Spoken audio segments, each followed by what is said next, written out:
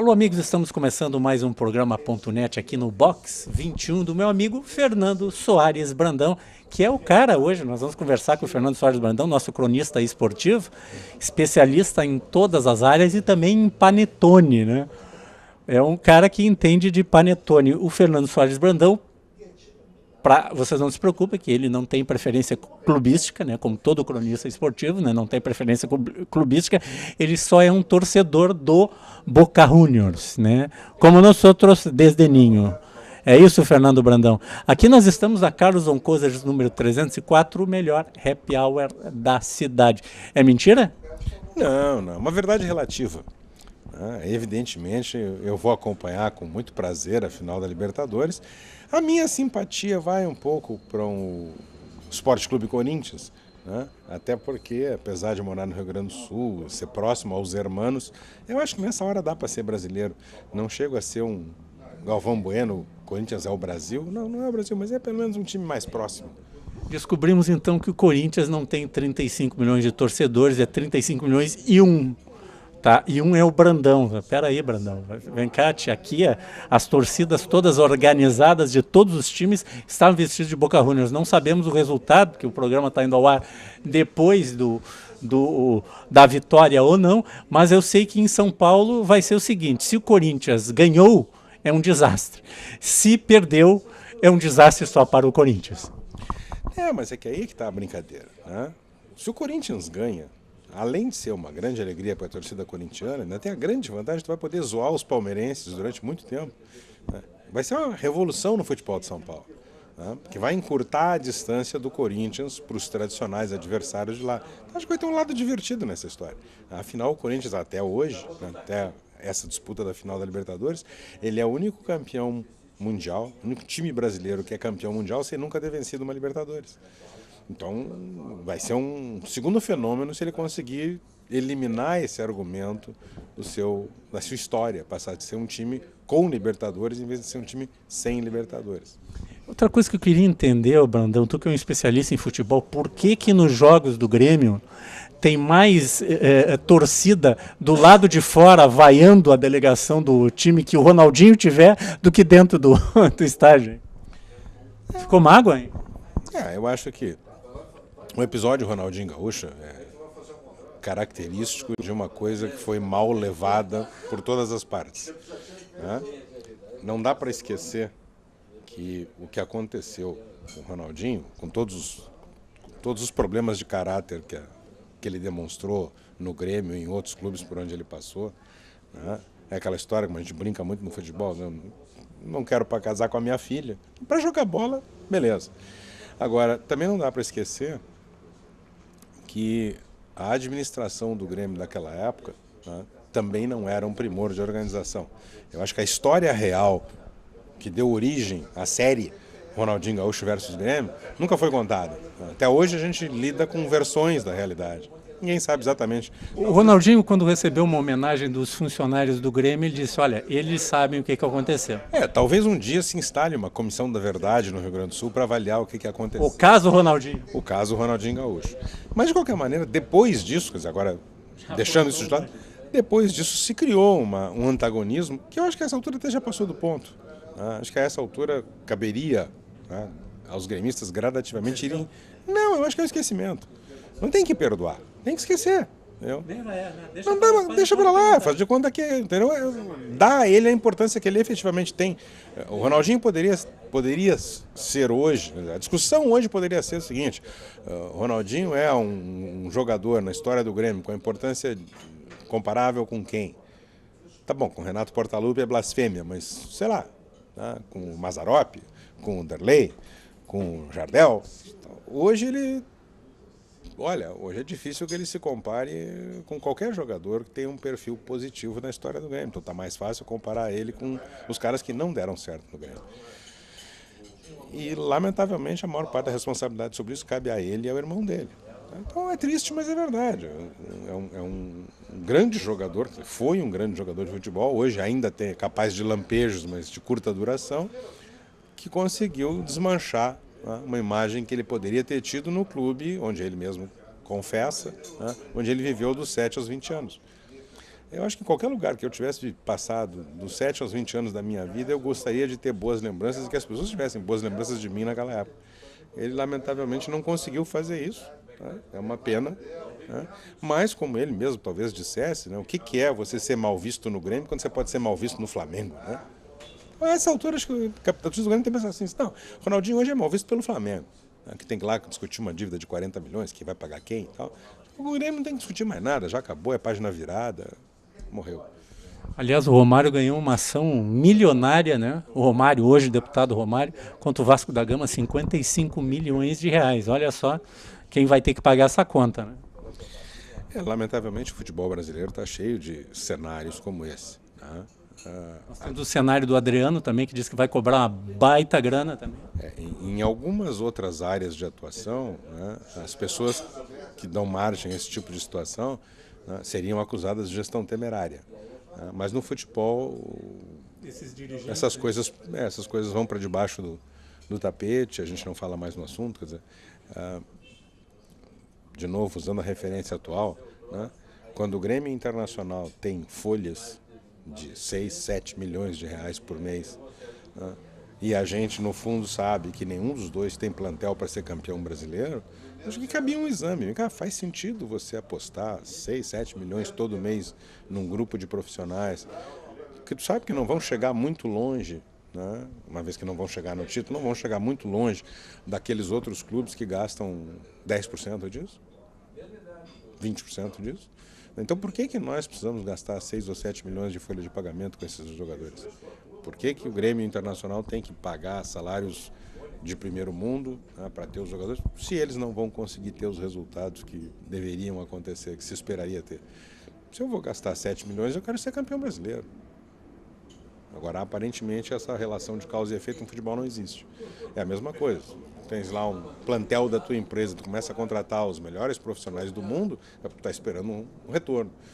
Não adianta eu fazer isso se eu não tiver para quem oferecer alguma coisa para obter retorno para o que eu estou fazendo. Então, é um raciocínio que não se faz hoje. Quer dizer, para que agora, não, vamos lá, fulano vai contratar fulano, vamos pagar 4 milhões de euros, 5 milhões de euros, 10 milhões de euros. Ok, para quê? Para quê? Pablo Forlan, lindo. Diego, ok, legal. E aí? Né? O Inter vai contratar o Forlan, o Grêmio vai contratar sei lá eu quem. Para ganhar o quê? O gauchão? Para ganhar o gauchão não precisa disso. Como para perder, a gente perde pagando 6, 7 milhões por mês. Exatamente, com um agravante. Se é para ganhar gauchão, ou se é para perder o gauchão, com muito menos do que isso. E aí depois, quem sabe, armar uma estrutura para um dia, gradativamente. Agora, ficar torrando esse dinheiro todo, endividando o clube, e aí mandando o associado pagar a conta direto ou indiretamente, é uma coisa complicada, né?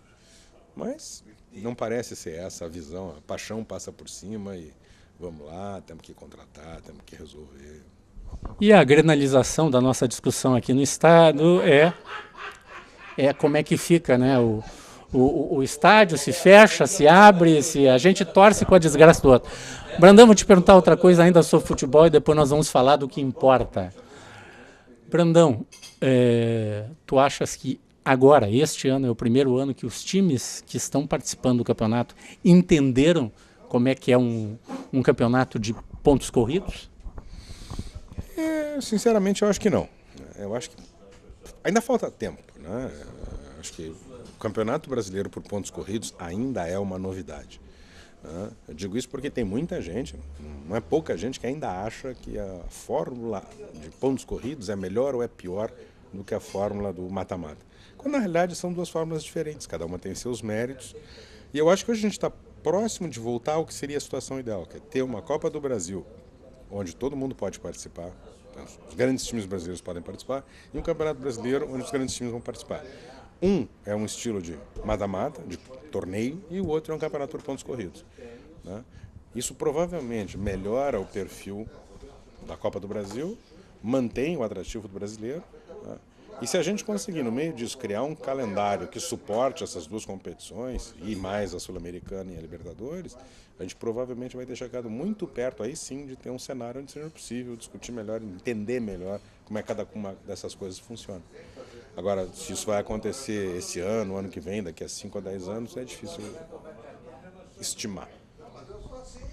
Bom, nós vamos a um rápido intervalo e já voltamos com o Fernando Soares Brandão falando sobre as novidades no Box 21 e o que vem por aí nesse resto de inverno que hoje, quando estamos gravando, temperatura de 30 graus em pleno julho. Dá para entender uma coisa? De inverno não tem nada. Então, esse é o ponto net.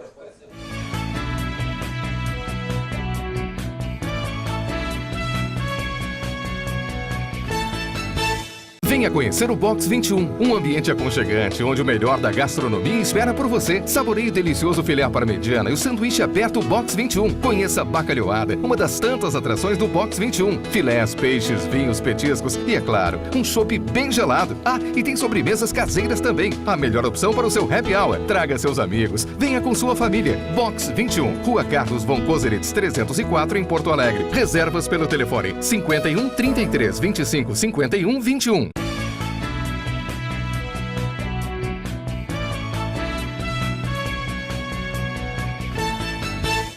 Voltamos com o programa.net, conversando aqui com o meu amigo de muitas décadas já dá para ver na cara, né, que a gente se conhece há mais de 2 décadas, né, quem sabe 3, né, mas o meu amigo Fernando Soares Brandão, que é o proprietário aqui do Box 21, onde nós temos a locação aqui do nosso espaço de gravações do programa.net, na maioria das vezes que vai ao ar. Fernando, o que tem de novo aí? Vamos falar, já que estão falando desse verão aí, no inverno, não é o veranico de maio, né? Veranico de julho. Mas é o veranico de julho, né? O que tem de novidades aí? Espumantes, vinhos e uma coisa que virou a coqueluche, nós somos do tempo da coqueluche, hein? Pô, tamo velho, hein? Virou a grande moda do momento, que são as cervejas especiais, né? De micro cervejarias e cada vez mais micros, né? Tem cervejarias que produzem para 1, 2 ou 3 restaurantes só tem a cerveja ali naquele lugar, coisa típica de Europa, né? Que tem lugares que tu vai lá que só tem um tipo de cerveja naquele restaurante. Bom, começando pelo princípio, né? Na realidade a gente está aproveitando o inverno, mesmo com essas características exóticas que ele tem apresentado esse ano, para alterar algumas coisas em termos de cardápio, introduzir alguns aperitivos, alguns petiscos novos, alguns pratos refeitos. Ampliamos um pouco a linha das cervejas especiais, né? Adequamos a nossa carta de vinhos ao frio que ia fazer, né? E no meio disso tudo, algumas coisas interessantes aparecem, né? Primeiro é o quanto nós gaúchos somos sensíveis a essa história do inverno. A gente nota claramente, né, que quando tem um inverno conturbado como esse, que de repente tem uma semana de calor, depois tem uma semana de frio, depois tem 2 semanas de calor, depois tem 2 semanas de frio, a frequência noturna oscila muito. A sensação que eu tenho é que as pessoas não conseguem se acostumar com o frio o suficiente para sair de casa, então elas se retraem quando vem o frio. Aí quando elas começam a acostumar com o frio, vem os dias de calor, elas vão para a rua, aí volta o frio, elas se recolhem mais uma vez, então a coisa não chega a entrar. Acho que a gente não entrou esse ano efetivamente no ritmo do inverno. A exceção talvez seja a nossa feijoada de sábado, que tem recebido uma frequência bastante grande, quase que independente da temperatura, né? Embora evidentemente ainda se tenha aqui muito aquela ideia de que feijoada é um prato para ser comido no frio. Mas São Paulo e na Bahia se come feijoada no verão. Na realidade, do Rio de Janeiro para cima não faz a temperatura que nós temos aqui, então eles têm calor o ano inteiro, não interessa o nome da estação, e comem pratos pesados, como a feijoada, como o vatapá, né, pelo contrário, comem isso a 30 graus centígrados, mas, de novo, faz parte do hábito de cada um. Né? Aqui no Sul a gente tem essa característica, como nós temos as 4 estações do ano, às vezes num dia só, né? A gente se acostumou a fazer essas restrições, que isso aqui é comida de inverno, comida de verão. Ficou assim, tudo bem. Né? Eu brinco dizendo que a gente é meio burro nisso, a gente continua fazendo a feijoada de março a janeiro, e as pessoas que gostam vêm. Quem não quer a feijoada come as outras coisas, mas no sábado, ao meio-dia, tem feijoada no Box 21. O Brandão, tu vê uma coisa que você está falando assim, eu tenho um efeito psicológico do inverno, é um negócio incrível. para mim está inverno, então eu me visto para sair no inverno. Daí quando eu vejo, eu estou me sentindo mal, mas o que está de errado? Pô, tá 28, tá 30, tá 32 graus, mas não sou só eu que tenho esse efeito psicológico de que estou no inverno e saio vestido para o inverno. Tu olhas nas ruas, mas o pessoal está esse calorão e está vestido para inverno. Nós temos esse efeito psicológico também, né? Tem um efeito psicológico, mas tem um efeito que não é psicológico. O nosso inverno, o nosso outono, são épocas características de você ter variação de temperatura muito grande dentro do dia. Então aquela história que acontece com a gente, tu acorda de manhã, né? Acorda cedo de manhã, vai sair para trabalhar, ou vai sair para ir para o colégio, para a escola, para a faculdade, tá frio, então tu tem que te agasalhar. Ao meio-dia, né, o sol apareceu, a temperatura subiu, e de repente teve uma variação em relação ao início da manhã de 10, de 12, de 15 graus. Então é evidente que tu tá, né, a gente não tem que se vestir, usar o modelo cebola, vai descascando, né, e aí depois no final da tarde o processo inverso. O sol se põe, a temperatura começa a cair e de novo, se você foi trabalhar e depois vai para a faculdade, ou se você foi para algum lugar e depois vai sair para jantar, para fazer alguma coisa, à noite tá frio, né, então tu tem que te encasacar de novo. Então existe um lado, né, meteorológico que explica isso. Além disso, tem o nosso hábito de achar que nessa época do inverno, então tem que fazer frio. Também existe nos outros lugares, né? Eu brinco, depois dos meus anos de experiência no Rio, no Rio de Janeiro, em julho, se o dia estiver nublado, o cara põe um moletom e diz que é inverno. Mesmo que lá fora esteja fazendo 20 graus. Não interessa, é inverno. E 20 graus para o carioca é inverno, né? Então, no fundo, é legal porque tu tens a chance de usar as roupas de inverno, de comer as comidas de inverno, beber as bebidas de inverno, mas às vezes a gente tem que forçar a barra porque o inverno não se apresenta em toda a sua estrutura de temperaturas baixas, né, do frio tão bom para essas coisas. A outra questão é que, com o passar do tempo, nós ainda estamos muito atrasados na questão da infraestrutura para suportar bem a diferença de temperatura. A gente ainda é muito bom em ter ar-condicionado para o verão, mas nem sempre ele dá vencimento. E no inverno funciona a mesma coisa, né? A gente tem dificuldade em ter uma infraestrutura adequada para ter lugares quentes, porta dupla, né? Aquela história do lugar civilizado. Você chega, tira o casaco, né? Fica como nós estamos, e depois na hora de ir embora ele veste o casaco, põe a luva, põe o boné, põe o cachecol e sai porque lá fora é frio. Não, aqui na maioria dos lugares o cara vem de casaco e senta na mesa de casaco, ou vai para o cinema, por exemplo, que era a minha referência, né? O sujeito sempre senta no cinema com meia hora de filme e o pé dele está gelado. Né? Não adianta, o que tu vai fazer? Vai levantar e sair sapateando no cinema? Então, essas coisas nós não nos adaptamos, nós não evoluímos para ter um cenário mais confortável, né, mais de acordo com a nossa variação de temperatura dentro do ano. Brandão, petiscos novos. Bom, a gente começou, em parceria com uma empresa de Santa Catarina, a utilizar o nhoque frito, tá? O nhoque com diversos recheios, frito, tá? Apresentado como um petisco. Então ele é um nhoque grande, que tem recheios de provolone, de presunto e queijo, de ricota com nozes, tá? Ele é fritinho, tá? Como se fosse um bolinho pequeno, tá? Bem saboroso, né? Bem gostoso, bem leve, tá? Não é uma massa muito pesada, tá? Então é uma das novidades que a gente tem para esse inverno. Além disso, a gente trabalhou um pouquinho também na linha do sanduíche aberto, tá? Tendo variações sobre o tema tradicional do sanduíche aberto, tá? Que passam pela carne crua, tá? Pelo hackpetter, passam pelas anchovas, passam pelo sanduíche aberto tradicional, né, e por uma mistura de todas essas variedades no sanduíche aberto box, que é o nosso carro-chefe nessa linha. Né. E, sem perder o foco, né, a gente continua com os nossos petiscos mais tradicionais, a casquinha de siri, os pastéis, toda a linha de pequenos. Batata frita também tem, gente, não precisa ficar com saudade. O bolinho de bacalhau. O bolinho de bacalhau, o bolinho de batata, o bolinho de batata com bacalhau, todas aquelas coisas que fizeram a tradição da comida de boteco do box. Cervejas especiais, cada vez mais, como eu falava há pouco, micro cervejarias e rótulos novos Tá, aqui você encontra a cerveja predileta do Hugo Vinck, que é a Quidiaba, né? E a Mazembier, são as duas que ele toma, né? A gente costuma ter, quando é possível, porque a produção artesanal ela é de pequena quantidade, a Quidiaba, né, a 1983. Foi a última vez? Frase agressiva de um colorado com um amigo dele, eu não sei porque ele faz isso, né? Não sou colorado, eu torço para o Palmeiras.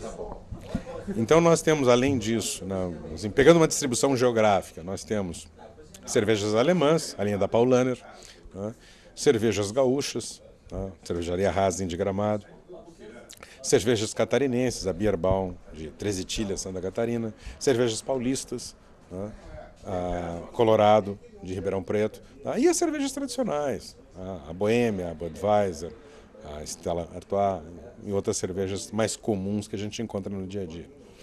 Como é que estão as cervejas escuras aqui e a busca por cerveja escura? Melhorou? O advento das cervejas artesanais e a variedade delas, né, ela deu às pessoas que gostam de variar no sabor de cerveja uma chance muito grande, né? Antigamente, tu tinha o chopp preto e a Malzbier, né? Hoje, as variações de cervejas escuras são, primeiro, muito numerosas e, segundo, bastante diferentes entre si. A gente observou um crescimento muito grande no consumo de cerveja escura. Obviamente, cai naquela história da feijoada, né? É maior no inverno, né? Então, o pessoal tem esse hábito. Também é uma cerveja mais encorpada, é uma cerveja de mais consistência, então tem a ver com a utilização nessa época do ano, nessa época teoricamente mais fria. Então, as Porter, as Dunkel, as cervejas desse tipo têm uma saída maior nessa época. E até mesmo as intermediárias, as cervejas mais avermelhadas, né? A variedade mais comum é a Bock, mas existem várias outras do mesmo tipo, que tem um público fiel que aparece nessa época e que demanda esse tipo de produto. Elas crescem muito em relação às cervejas mais claras, que são mais de verão. E os vinhos?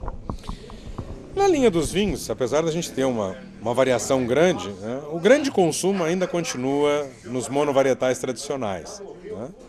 Então, o Malbec e o Carmenère ainda puxam muito o movimento de vinhos. O Cabernet, que talvez seja o nosso vinho monovarietal mais tradicional, continua aparecendo bem, né? Acho que devagarinho o brasileiro está aprendendo a diferença entre um vinho normal, um vinho reservado, um vinho Gran Reserva. Então isso está se desenvolvendo, as pessoas têm apurado o seu paladar e algumas coisas têm até tentado reaparecer. A gente observa uma tentativa de ressurgimento dos vinhos rosés, que começou com o espumante rosé, que teve uma boa aceitação. Hoje a gente já começa a ver algumas marcas colocarem outras variedades de vinhos rosés no mercado, tentando fazer uma coisa mais suave, né? E vamos ver o que acontece. A gente tem acompanhado essas experiências e vendo para onde é que o mercado está se dirigindo. Brandão, qual é o grande carro-chefe de prato aqui na noite? O que o gaúcho ainda... Ele está carnívoro? Ele está indo para o peixe? Como é que está isso aí? O gaúcho ainda é um ser basicamente carnívoro, tá? Então, se a gente for olhar em termos de quantidade, evidentemente os filés ainda são os pratos mais pedidos. Mas o crescimento do linguado e do bacalhau são significativos. Os crescimentos dos dois pratos, das duas linhas de pratos são muito grandes. Então a gente tem, efetivamente, na bacalhoada e nos próprios petiscos à base de bacalhau, tu citaste agora há pouco o bolinho de bacalhau, o pastel de bacalhau. Então todos esses pratos da linha do bacalhau e os pratos da linha do linguado têm crescido bastante no nosso consumo aqui no Sul, mesmo no inverno. E claro que nessa época aparecem os pratos mais característicos. Já citei a feijoada, podia acrescentar as sopas, né? Os filés mais encorpados, com molhos mais densos, né? O filé molho de nata, filé gorgonzola, que são os pratos que começam a fazer mais, tem mais a ver com essa época de baixas temperaturas. E o Roberto Aguiar, que é um cara fino, requintado, ele agora só come filé ao poivre. Não sei o que é esse o filé. Aliás, 2 filés muito bons aqui. Tô brincando, mas tô falando sério. É o filé ao poivre e aquele ao molho de amoras. Aquilo é uma maravilha. O filé ao molho de amoras também é uma tentativa de ruptura, porque, embora sejamos carnívoros, né, não é todo mundo que aceita bem a ideia de um molho doce, né, com a carne. Então, o filé de amoras é uma tentativa nessa linha. Eu diria que, por ser um prato com essa característica, ele é extremamente bem sucedido, teve uma aceitação muito boa, tá? E é um dos nossos, assim, não chega a ser um carro-chefe, mas é um dos nossos produtos destacados, que é um produto que não é fácil de você encontrar em qualquer das boas casas do ramo. Brandão, obrigado, muito sucesso neste inverno, verão, primavera, outono, não sei o que é, mas nisso que está por aí, né? Acho que o importante não é saber o que é, não é pôr o rótulo, é aproveitar. Se está quente, vamos aproveitar, vamos ficar até mais tarde na rua, né? Se está frio, vamos aproveitar para comer uma comida mais quente, beber uma comida mais quente e depois voltar de táxi para casa. Acho que o importante é a gente apreciar e aproveitar o tempo que a gente tem. E volta e meia você se depara com algum show, né, noturno aqui no box, né? Que volta e meia tem um tal de Roberto aí que aparece por aí, né? Pelo menos uma vez por mês nós temos a presença do nosso amigo Roberto Carneiro fazendo o seu show aqui, mostrando o seu repertório internacional, né, do Roberto Carlos ao Frank Sinatra, com a competência de sempre. Perfeito. Obrigado, Brandão. Um abraço a todos os colaboradores aqui do box que desde o início do programa .net tem nos recebido aqui tão carinhosamente com esse cardápio maravilhoso. Este é o .net.